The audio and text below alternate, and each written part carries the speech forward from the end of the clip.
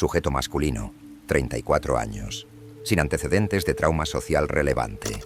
Funcionamiento cognitivo superior. Sensibilidad elevada al entorno verbal y emocional. Capacidad adaptativa normal en entornos individuales.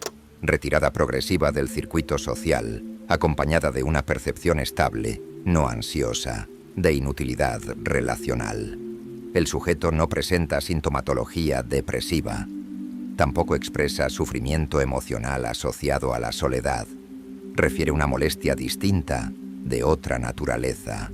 La saturación constante frente a la interacción humana sin dirección, sin tensión, sin contenido real. El problema no es la ausencia de vínculos. Es el tipo de vínculo que la mayoría exige. Contacto simbólico, expresión automática, presencia corporal obligatoria. Lo social, en este paciente, no se procesa como necesidad ni como estímulo. Se procesa como ruido. Durante observación prolongada, el sujeto mostró signos de fatiga aguda tras encuentros sociales breves, caída de atención, microdisociación, retracción verbal. Al ser consultado verbalizó con claridad: no me pasa nada, solo no quiero seguir fingiendo que esto me interesa. Esta reacción no responde a hostilidad ni patología.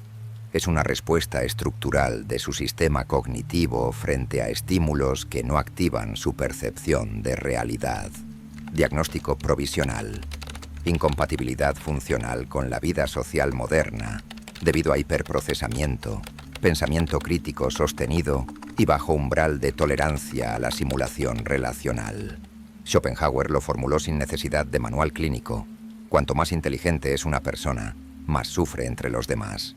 Este informe no pretende justificar la evasión, sino diseccionar la estructura de esa ruptura. No es un síntoma, es un fallo de compatibilidad entre la conciencia profunda y la vida superficial.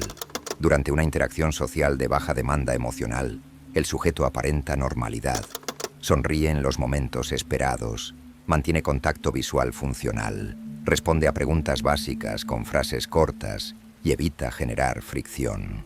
Sin embargo, en las evaluaciones posteriores, refiere un patrón recurrente: fatiga mental intensa, necesidad urgente de aislamiento sensorial e incluso una sensación de congestión cognitiva similar a la de un entorno ruidoso y tóxico. No hay pánico, no hay miedo, no hay trauma emergente, hay saturación. La estructura mental del individuo está orientada a detectar disonancias, analizar estructuras internas del discurso y buscar señales de autenticidad. Al no encontrarlas, se activa un desgaste progresivo, no emocional, sino energético. El contacto con lo social, especialmente en situaciones grupales donde el contenido verbal carece de profundidad, funciona como un entorno de contaminación constante. No se trata de introversión ni de hipersensibilidad emocional. Es una arquitectura cognitiva que opera con filtros distintos. Mientras los demás se adaptan al ritmo de la conversación, este sujeto procesa la intención detrás de cada palabra, la incongruencia entre gesto y contenido, el subtexto emocional que se oculta bajo frases automáticas. Ese nivel de análisis continuo no se detiene porque no puede desactivarlo. No es una elección, es una configuración basal. Al permanecer en contextos sociales prolongados, su sistema no colapsa con angustia, sino con agotamiento estructural. Reporta una sensación de ruido interno que no cesa hasta varias horas después del contacto. En palabras del paciente, es como si cada persona me dejara partículas mentales pegadas y tengo que limpiarlas en silencio. Durante entrevistas extensas, el sujeto describe la vida social moderna como un espacio de actuación constante. Sabe cuándo debe hablar, sabe cómo modular su tono para no incomodar, sabe qué gestos producen cercanía y cuáles generan rechazo. Pero todo ese conocimiento le resulta inútil porque no desea aplicarlo. Lo que los demás hacen de forma instintiva, él lo realiza con cálculo y con cansancio. No es rechazo hacia la gente, Es rechazo hacia el precio de sostener la máscara. El término saturación cognitiva no aparece como diagnóstico clínico estándar.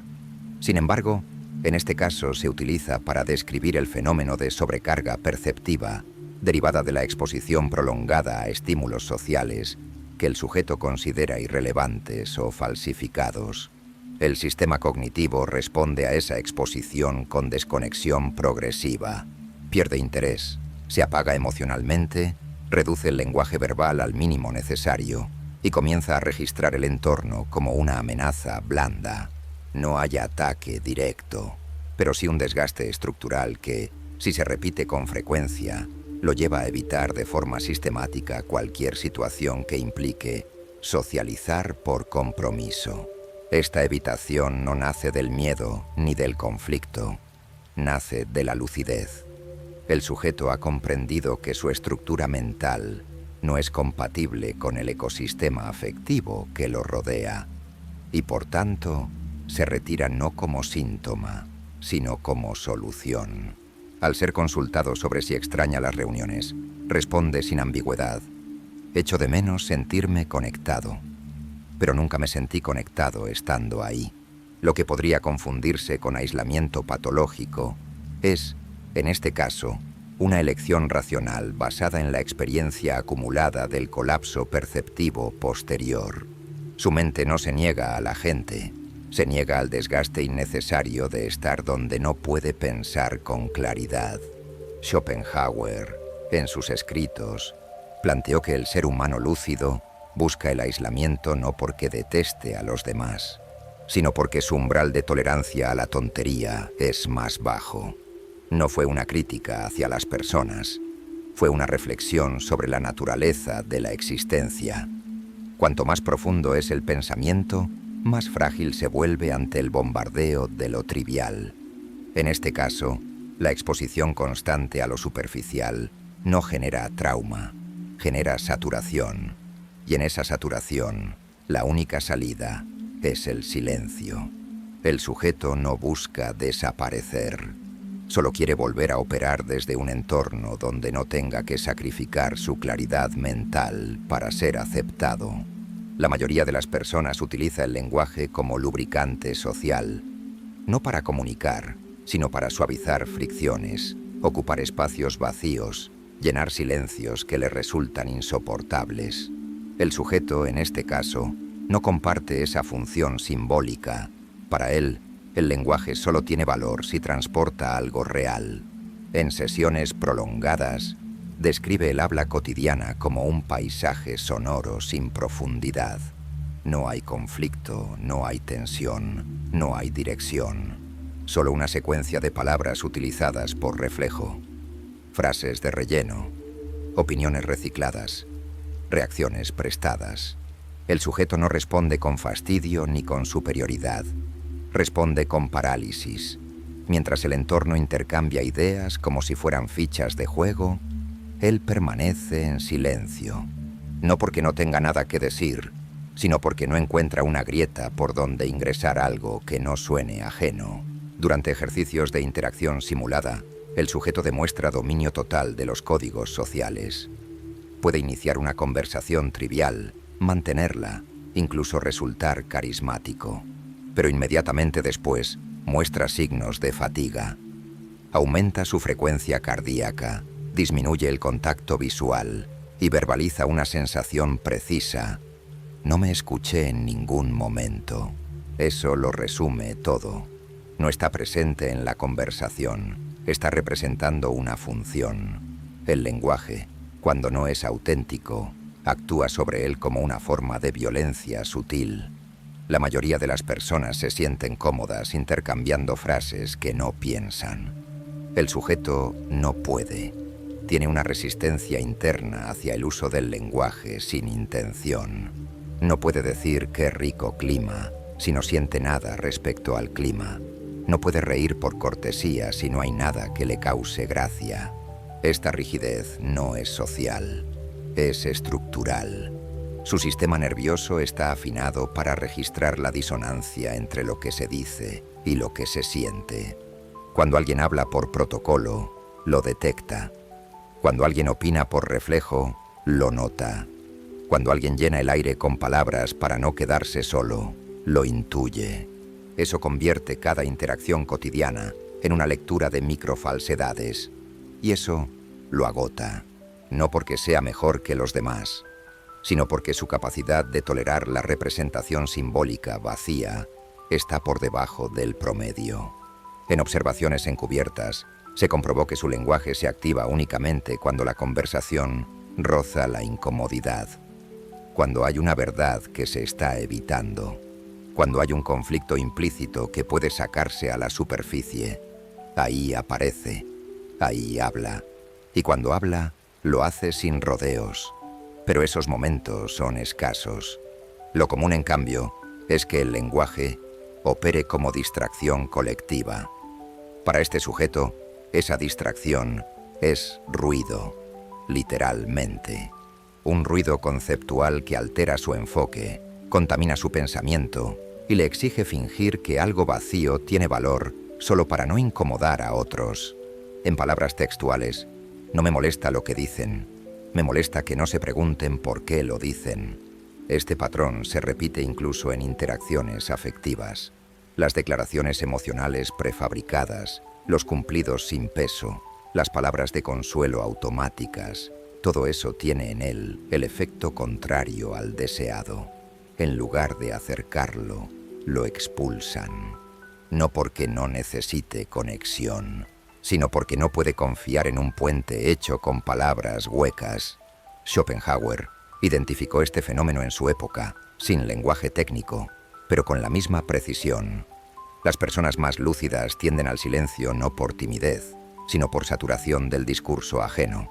Su única defensa es retraerse, guardar sus palabras como una forma de higiene mental y dejar que el lenguaje vuelva a ser lo que alguna vez fue, una herramienta para decir lo que nadie quiere oír. Lo social, para este tipo de mente, no se vuelve insoportable por la gente, sino por la forma en que esa gente se comunica, o, más exactamente, por cómo evita comunicarse realmente mientras finge hacerlo sin parar. No es un problema de vocabulario, es un problema de ausencia, de estar rodeado de sonido que no significa nada. Y cuando el silencio se vuelve más honesto que cualquier palabra dicha en grupo, la única salida coherente es callar, oírse. Los vínculos afectivos funcionan, en la mayoría de los casos, como acuerdos tácitos. Nos decimos lo que queremos oír, nos ocultamos lo que puede fracturar y validamos constantemente aquello que el otro ya sabe. El sujeto en estudio no puede sostener ese pacto, no porque no quiera, sino porque su inteligencia opera como una lupa que amplifica lo que otros ignoran por conveniencia. La lucidez, en su estructura, no le ofrece cercanía, le ofrece distancia. Mientras la mayoría interpreta gestos emocionales como señales de amor, él los traduce en patrones. Mientras otros disfrutan del apego, él detecta las dinámicas subterráneas de dependencia, manipulación o autoengaño. Eso no lo convierte en frío, lo convierte en alguien que ve lo que los demás prefieren no ver. No hay bloqueo emocional, hay exceso de lectura. Cuando alguien se le acerca con afecto, no puede simplemente recibirlo. Analiza el tono, la cadencia, el momento en que llega. Evalúa si ese afecto es espontáneo o es reacción, si es libre o condicionado, si es real o si cumple una función. Y mientras analiza, el momento ya pasó. La inteligencia, en este tipo de sujeto, no potencia el lazo, lo interrumpe. Es como un sistema de defensa mal calibrado. Detecta amenazas donde quizás no las hay, pero nunca se equivoca cuando realmente están presentes. Durante sesiones prolongadas, se detecta un patrón claro. Desconfía de los gestos emocionales automáticos. No tolera las frases tipo «estoy aquí para ti», cuando no vienen acompañadas de acciones congruentes. No responde bien a las demostraciones afectivas intensas si no hay coherencia previa. Es decir, no acepta el amor si no lo puede mapear mentalmente. Eso lo vuelve difícil de querer. no porque sea inaccesible, sino porque obliga al otro a abandonar el repertorio emocional prefabricado. Y no todos pueden hacerlo. En términos clínicos, no hay alexitimia, ni distorsión afectiva grave. Lo que hay es un conflicto entre el nivel de procesamiento racional del sujeto y la estructura emocional estándar de su entorno. No encuentra en los otros la claridad con la que él procesa sus emociones. No porque los demás sientan menos, sino porque lo hacen sin pensar. Y él no puede desligar emoción de pensamiento. Necesita saber por qué siente lo que siente. Necesita que el otro también lo sepa. Cuando eso no ocurre, que es casi siempre, aparece el cierre. No se enoja, no ataca, se desconecta y lo hace sin dramatismo. El vínculo muere como muere un sistema mal configurado, sin explosión, solo con silencio. Durante observaciones clínicas, sus relaciones interpersonales muestran una duración breve pero intensa. A menudo es descrito por otros como profundo pero agotador. El patrón es constante. Inicia la conexión con fuerza, cuestiona todo, exige claridad, incomoda sin querer y finalmente se retira. No porque no le importe, sino porque no puede mantener un lazo que opera sobre estructuras emocionales que no respeta. Schopenhauer escribió que el ser humano lúcido no es amado por los demás, sino soportado con reservas. Es demasiado consciente para ser cómodo, demasiado exigente para encajar. No porque pretenda serlo, sino porque su mente no le permite aceptar el afecto sin pasar antes por el filtro de la lógica, la coherencia y la verdad. Este tipo de inteligencia, lejos de acercarlo a los otros, crea una fractura invisible. Mientras todos buscan sentirse mejor, él busca entender por qué. Mientras todos celebran el vínculo, él cuestiona su origen. Mientras todos se abrazan, él piensa si ese abrazo nace del amor, del miedo o de la costumbre. Eso no lo hace menos humano. Lo hace más consciente. Y en un entorno emocional construido sobre la repetición de gestos aprendidos, la conciencia excesiva no genera conexión, genera disonancia. Y esa disonancia, si no es comprendida por el otro, lo convierte en una anomalía afectiva. No es que no quiera querer, es que no sabe cómo hacerlo sin traicionarse en el intento. La ausencia no siempre es un grito silencioso, ni una forma de venganza emocional. En algunos casos, es simplemente el resultado de un cálculo racional. El sujeto no desaparece por fragilidad. Se aparta porque entiende que seguir expuesto implica deterioro. El sistema clínico tiende a leer el aislamiento como un síntoma. Depresión, fobia, evasión, trauma no resuelto. Pero en este caso, los indicadores no encajan. El sujeto no evita al otro por miedo, sino por saturación sostenida. No busca protección, busca funcionalidad. Al analizar su historial de comportamiento, se observa una secuencia coherente. Periodos de exposición social seguidos de colapsos cognitivos, necesidad de reclusión y posteriormente un regreso más selectivo. No hay impulsividad, no hay crisis emocional visible. Todo responde a una lógica de preservación energética. El retiro, para este individuo, no es un castigo ni un síntoma de derrota, es una restauración. Es el único entorno donde puede pensar sin ruido, hablar consigo mismo sin interrupciones simbólicas y existir sin negociar cada palabra. Lo social, en su experiencia acumulada, ya no representa un entorno seguro ni necesario. Representa una exigencia constante de simulación, presencia sin intención, participación sin propósito, cercanía sin verdad. Ese desgaste lo ha llevado a establecer un criterio interno. Cada interacción social debe justificar su costo mental. Si no hay posibilidad de intercambio real, si no hay tensión que alimente el pensamiento, si no hay conflicto que valga la atención, elige el silencio. Y si el silencio no es viable en compañía, entonces elige la soledad.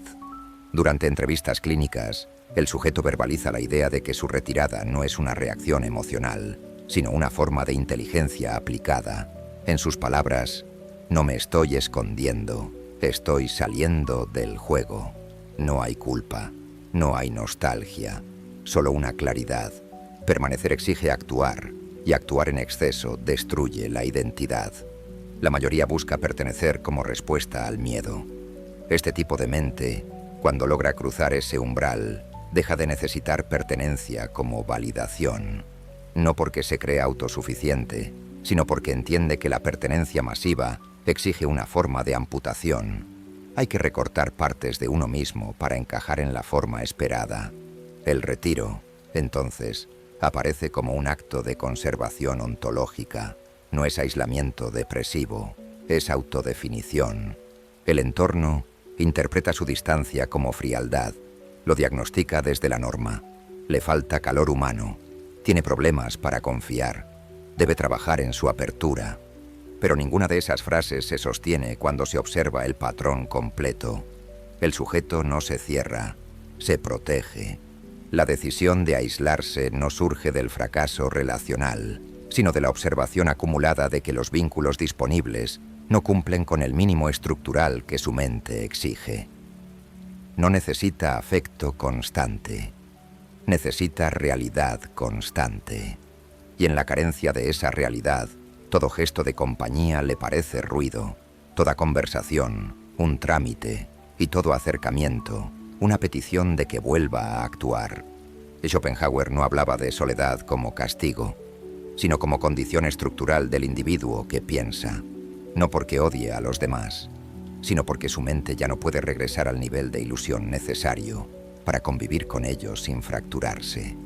Pensar demasiado no es un privilegio. En ciertos entornos es un error de diseño. Lo que en teoría debería elevar al sujeto, su nivel de conciencia, su capacidad de análisis, su percepción extendida, en la práctica lo vuelve inoperante. No porque funcione mal, sino porque funciona en un sistema que no fue creado para tolerarlo. El sujeto no tiene fallas internas, no presenta alteraciones clínicas mayores, no sufre de bloqueos afectivos, ni de carencias significativas de interacción social. Lo que tiene es una mente que no se acomoda, una forma de pensamiento que se vuelve disonante apenas es expuesta a las exigencias básicas del ecosistema social. La raíz del conflicto no es emocional. El entorno valora la velocidad, la reacción, la comodidad superficial, la adhesión sin crítica. El sujeto opera desde la pausa, la observación, el análisis sostenido y la negación a fingir. Esa brecha no puede cerrarse con técnicas de adaptación. Lo que ocurre no es depresión, ni retraimiento neurótico, ni trastorno de personalidad. Lo que ocurre es que la lucidez, en este caso, no encaja. Está demasiado despierta para sostener la máscara, demasiado consciente para comprar el guión social, demasiado exigente para operar en piloto automático. La disfunción no está en su interior, está en la incompatibilidad con un sistema que premia la repetición, la conformidad emocional y la narrativa del optimismo sin cuestionamientos. El sujeto no necesita ayuda para integrarse, necesita espacio para existir sin traicionarse, y ese espacio no está disponible en la mayoría de escenarios sociales actuales. En consultas directas, no pide herramientas para mejorar su vida social, pide comprensión sobre por qué no puede soportarla sin alterarse internamente. Y la respuesta, al observar todos los patrones expuestos, no está en su infancia, ni en una experiencia traumática, ni en una condición psiquiátrica encubierta. Está en el tipo de mente que habita, una mente que no puede aceptar contacto simbólico sin verdad, una mente que no puede digerir afecto prefabricado, una mente que registra como amenaza cualquier exigencia de participación que implique falsedad. Lo que para otros es rutina, para él es una exposición constante al sinsentido. Y no porque tenga un problema de percepción, sino porque su percepción es demasiado precisa para disimular. Al final de todo el proceso se emite un diagnóstico clínico que no encaja en ningún manual oficial. Lucidez disfuncional por incompatibilidad sistémica. No hay tratamiento, no hay cura. Lo único que puede hacerse es aceptar la estructura tal como es y permitir que opere en los márgenes, no para que se aísle por defecto, sino para que tenga la libertad de retirarse sin ser patologizado. Schopenhauer lo anticipó sin neurociencia ni lenguaje técnico. Lo dijo de manera brutal, pero exacta. Cuanto más aguda es la conciencia, más hostil se vuelve el entorno. No porque el entorno ataque, sino porque lo que ofrece no alcanza. Para este tipo de mente, no hay inclusión posible si no se le permite existir sin máscara. Y como esa posibilidad es cada vez más escasa, el retiro deja de ser una anomalía. Se convierte en la única respuesta coherente ante la disonancia constante. No es que el mundo le quede grande, es que le queda irremediablemente chico. El precio de ver demasiado claro es no poder volver a mirar como antes. Lo social no desaparece, simplemente deja de ser necesario. La mente que ha cruzado cierto umbral de lucidez ya no busca encajar ni ser entendida. Solo exige una cosa: no ser interrumpida por lo que otros llaman normalidad.